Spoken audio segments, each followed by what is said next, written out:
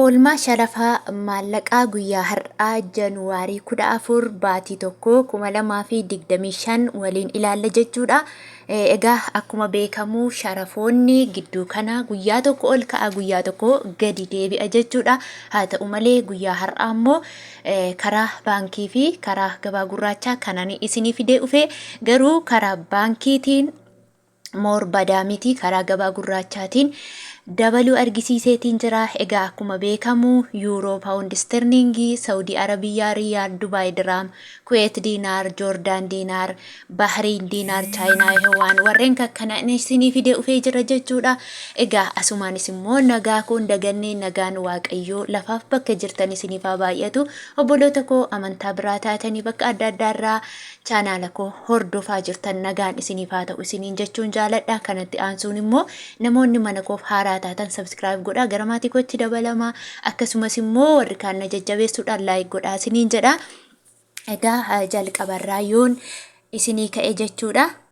Ameerikaan doolaarri tokko oolmaan isaa guyyaa Hardhaa jechuudha 147.78 oolee jira karaa gabaa gurraachaa yookiin immoo karaa ethiobilackmarket.com jechuudha.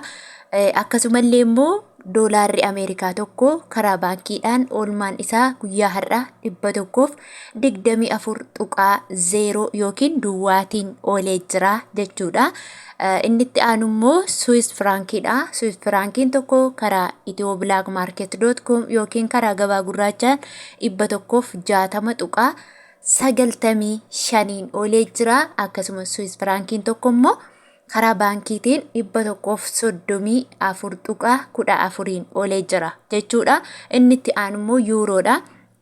Yuuroon tokko karaa gabaa gurraachaatiin 151.24 oolee jira. Akkasuma karaa baankiitiin immoo yuuroon tokko 128.33 oolee jira jechuudha. Inni itti aanu paawundi sterlingiidha. Paawundi sterlingiin tokko karaa gabaa gurraachaatiin 179.85 oolee jira. Akkasuma paawundi sterlingiin tokko karaa baankiitiin immoo 152.38 oolee jira.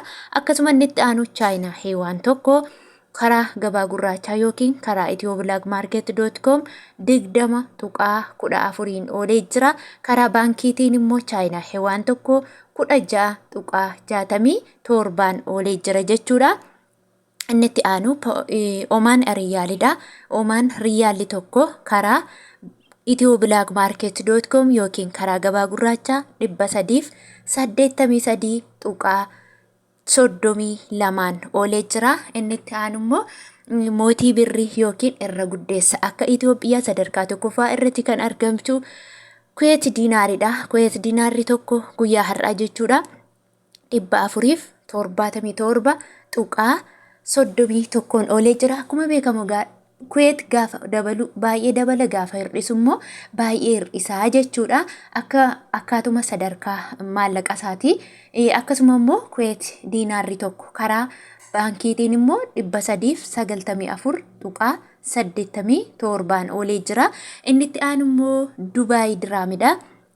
Dubaay diraamni tokko karaa ethiobilackmarket.com guyyaa Hardhaa jechuudha karaa gabaa gurraachaa 40.16 ta'ee oolee jira jechuudha. Akkasumas immoo karaa baankiitiin immoo Dubaay diraamni tokko 33.76 oolee jira jechuudha. Inni itti aanu immoo joordaan diinaaridha. Joordaan diinaarri tokko karaa ethiobilackmarket.com yookiin karaa gabaa gurraachaa 208.91 oolee jira. Inni itti aanu immoo Swiidin kiroonidha. Swiidin kiroon tokko karaa ethiobilackmarket.com 13.14 oolee jira. Akkasuma Swiidin kiroon tokko karaa baankiitiin immoo 11.0 yookiin duwwaatiin oolee jira. Inni itti aanu Kaatar riyaalidha. Kaatar riyaalli tokko karaa ethiobilackmarket.com 39.1 oolee jira. Inni itti aanu Saawud Arabiyaa riyaalidha. Saawud Arabiyaa riyaalli tokko karaa ethiobilackmarket.com 39.36 oolee jira.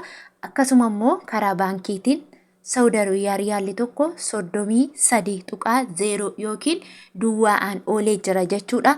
Akkasuma dabalataan immoo akka daldalaan warra Saudi Arabiyaa maallaqa keessan ittiin isinii ergaa jiran yookiin siistemii isaan itti isinii ergaa jiran warri birriin keessan baay'ee ta'e 28 ergaa jiru jechuudha.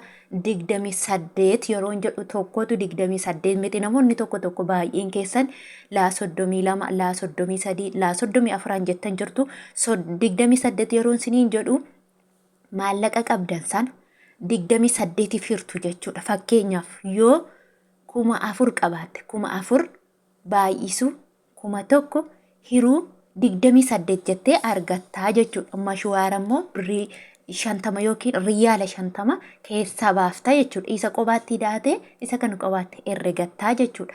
Akkasumallee immoo namoonni maallaqni keessan xiqqoo ta'e immoo 28 adii yookiin immoo 28.50 jechuudha. Isinis akkasuma fakkeenya 500 iyyuu yoo qabaatte 500 baay'isu 1,000 hiruu 28.50 yoo jette ni argattaa jechuudha. Namni tokko kaalkuleetar irratti si daguu yookiin si shawwaduu hin danda'u jechuudha. Baay'een keessan isinii galeera, baay'een keessan garuu gaaffii gaggaafachaa jirtu jechuudha ammayyuu. Akkasumas immoo inni itti aanu immoo Bahareen diinaariidha. Bahareen diinaarri tokko karaa itiyooblaakmaarkeet.com olmaan isaa guyyaa har'aa 391.80 oolee jira jechuudha. Inni itti aanu immoo Turkii liireedha. Turkii liileen tokko karaa itiyooblaakmaarkeet.com 4.15 oolee jira. Inni itti aanu immoo Kanaadaa doolaariidha.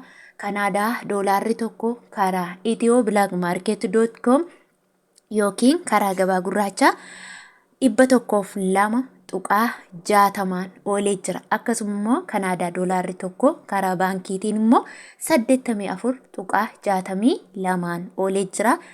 Inni itti aanu Awustiraaliyaa doolaarri tokko karaa itiyooblaakmaarkeet.com 91.27 oolee jira. Akkasuma karaa baankiitiin immoo Awustiraaliyaa doolaarri tokko 75.30 oolee jira jechuudha. Egaa hordoftootaaf jaallatamtoota kabajamtoota maamiloota kiyya viidiyoolee gaggabaabduu isinii qabadheen dhufa yeroo hundumaa isin immoo laayik gochuu hin dagatina. Hanga turtii biraan walitti deebinutti nagaan naa turaa. Ciao.